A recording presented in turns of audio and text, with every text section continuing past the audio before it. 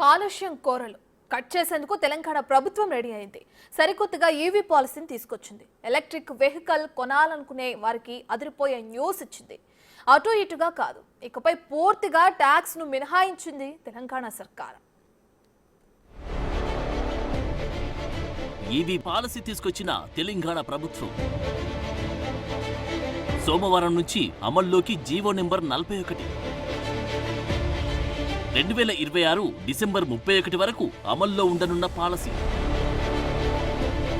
2 ఏళ్ల వరకు EV vehicles పై no tax. రోజురోజుకు పెరుగుతున్న కాలుష్యం, దానివల్ల ప్రజలకు వస్తున్న ఆరోగ్య సమస్యలు, ఇలా అన్ని విషయాలు దృష్టిలో ఉంచుకొని తెలంగాణ ప్రభుత్వం ఈవీ పాలసీని తీసుకొచ్చింది. దీనికి సంబంధించి జీవో నెంబర్ 41ని తీసుకొచ్చింది. ఈ జీవో ప్రకారం సోమవారం నుంచి తెలంగాణ ప్రభుత్వ ఈవీ పాలసీ అమల్లోకి రానుంది. ఎలక్ట్రిక్ వెహికల్ పాలసీ ప్రకారం కొత్తగా కొనుగోలు చేసే ఎలక్ట్రిక్ వాహనాలకు రిజిస్ట్రేషన్ ఫీజు నుంచి పూర్తిగా మినహాయింపు ఇవ్వనున్నారు. సోమవారం నుంచి 2 ఏళ్ల వరకు, అంటే 2026 డిసెంబర్ 31 వరకు ఈ పాలసీ అమల్లో ఉండనుంది. తెలంగాణలో వాయు కాలుష్యాన్ని నియంత్రించేందుకు ఎలక్ట్రిక్ వెహికల్ పాలసీ తీసుకొచ్చామని రవాణా శాఖ మంత్రి పొన్నం ప్రభాకర్ అన్నారు. ఎలక్ట్రికల్ వెహికల్స్ కానీ, అదేవిధంగా ఆ ఎలక్ట్రికల్ వెహికల్స్ లో ఉండబడేటువంటి అంటే దాని పరిమితి unlimited. First of all electrical vehicles కి సంబంధించి పరిమితి అనేటువంటిది లేకుండా ఎందరైనా దానివల్ల కంప్లీట్ గా పొల్యూషన్ ఫ్రీ ఆఫ్ హైదరాబాద్ సంబంధించిన విషయంలో చేయాలనే ఆలోచనతోటి కార్లు, 2 వీలర్స్, 3 వీలర్స్, ట్రాక్టర్స్, ఆర్టీసీ బస్సులు, దాంతో పాటుగా సంస్థలు సొంతంగా ఉపయోగించుకోవడానికి అవసరమైనటువంటి బస్సులతో సహా వీటన్నిటికీ అన్లిమిటెడ్ బస్సెస్, అన్లిమిటెడ్ నెంబర్ తోటి 100% tax exemption and registration exemption చేసే విధంగా నిర్ణయం తీసుకోవడం జరిగింది.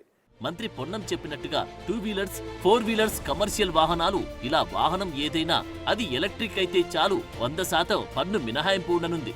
వీటితో పాటు ఏవీల రిజిస్ట్రేషన్ ఫీజు మినహాయింపు ఇస్తున్నామని ప్రకటించారు.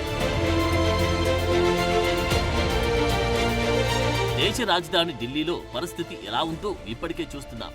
అలాంటి పరిస్థితి మన దగ్గర రాకుండా ఉండేందుకే ఈ నిర్ణయం తీసుకున్నట్లు తెలంగాణ ప్రభుత్వం చెబుతోంది.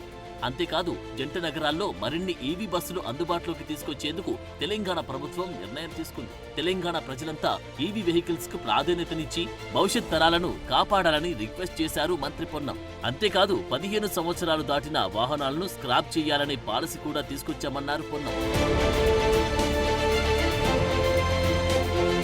ఈవీ పాలసీ రూపొందించినప్పుడే వాహన తయారీ సంస్థలు, వాహనాలను ఎక్కువగా వాడే ఫుడ్ డెలివరీ, క్యాబ్ సంస్థలతో చర్చలు జరిపింది తెలంగాణ ప్రభుత్వం.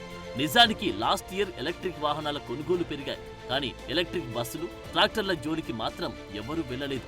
ఆర్టీసీలో ఎలక్ట్రిక్ బస్సులు తిరుగుతున్నప్పటికీ అవన్నీ ప్రైవేటు సంస్థల నుంచి ఆర్టీసీ అద్దెకు తీసుకున్న వాహనాలే. అందుకే తెలంగాణ ప్రభుత్వం ఈవీ పాలసీని తీసుకొచ్చింది.